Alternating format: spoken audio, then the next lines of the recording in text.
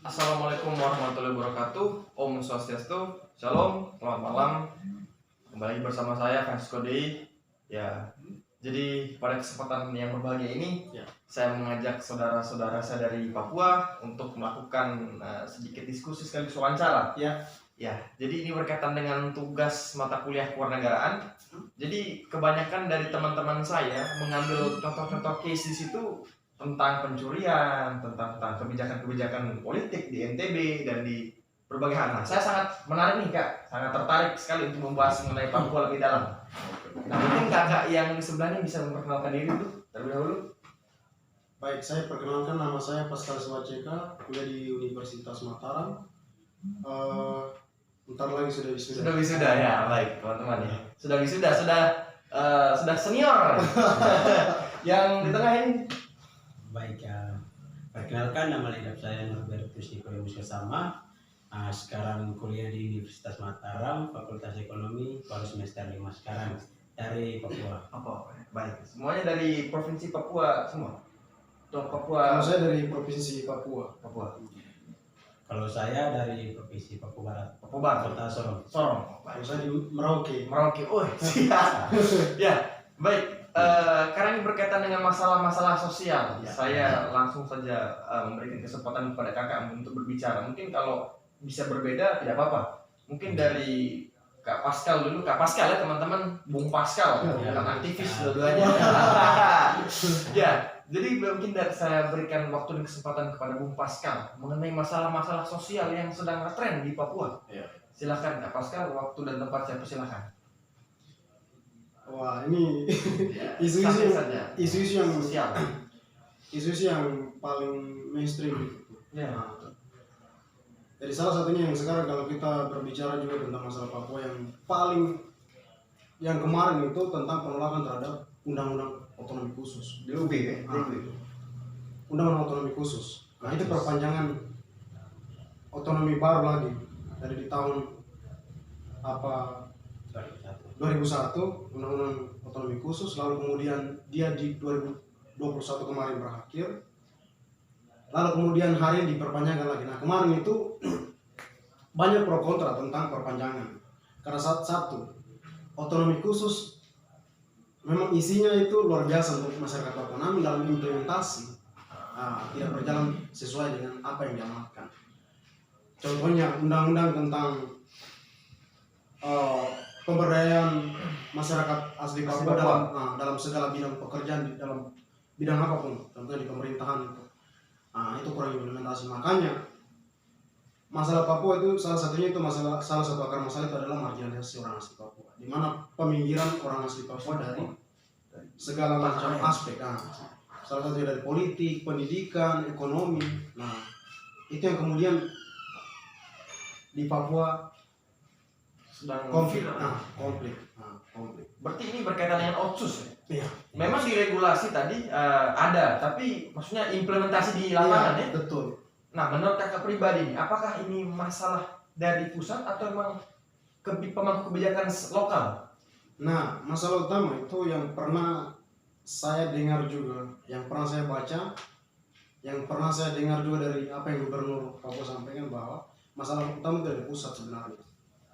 Nah, karena salah satunya yang utama itu Undang-Undang Otonomi Khusus itu kan bagaimana kemudian kita mengurus sendiri urusan pemerintah daerah sendiri. Nah, sesuai dengan kebutuhan masyarakat yang ada atau masyarakat setempat. Nah, yang menjadi masalah itu kemarin itu di Undang-Undang 21 tahun 2001 adalah tidak ada peraturan daerah khusus. Sehingga itu yang kemudian membuat konflik juga antara pusat dengan Jakarta. Memang gubernur sudah buat undang-undang peraturan daerah.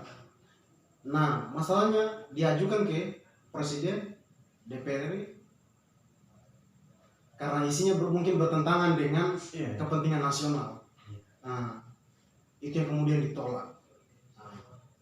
Makanya saya bilang undang-undang itu gagal, otonomi khusus, karena tidak memberikan hak-hak pada putra daerah ya. Betul. Oh, jadi sangat menarik teman-teman kalau kita bahas, apalagi ini yang saya undang merupakan asli dua-duanya putra daerah Papua. Ya.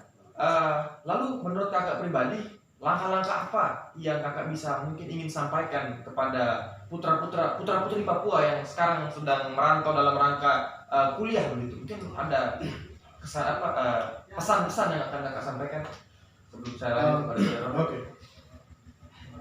Karena begini, akar masalah yang tadi saya bicara pertama itu tentang marginalisasi orang Papua dari segala aspek. Karena memang aspeknya, kenapa begitu?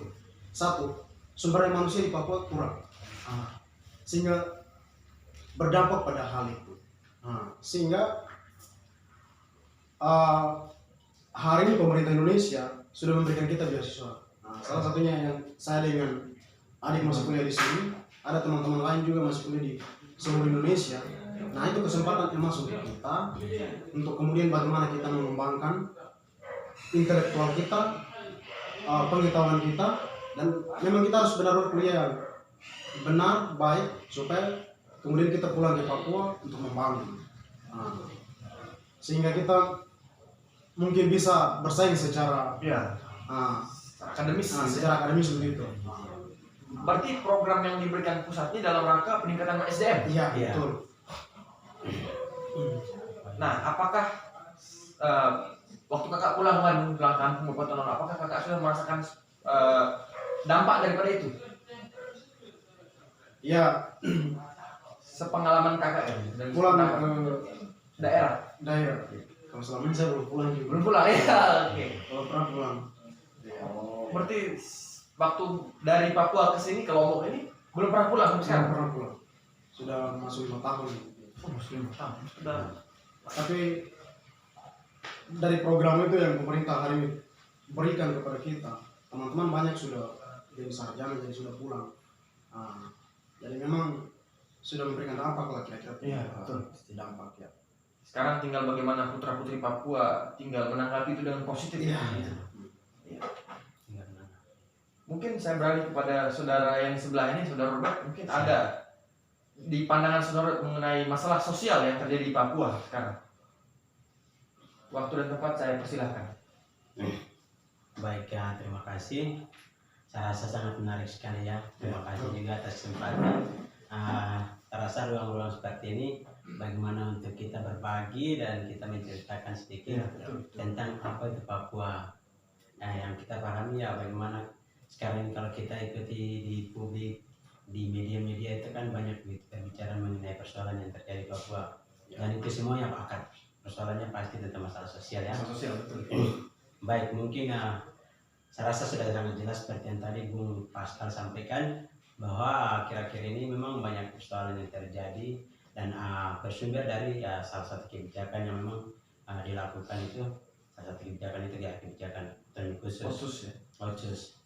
Nah, mungkin lebih dalam yang ingin saya sampaikan lagi itu terkait dengan OCUS ini kan diberikan bagaimana untuk seperti tadi Bung sudah sampaikan bahwa putra atau orang asli Papua itu bagaimana mengelola untuk mengembangkan daerah sendiri.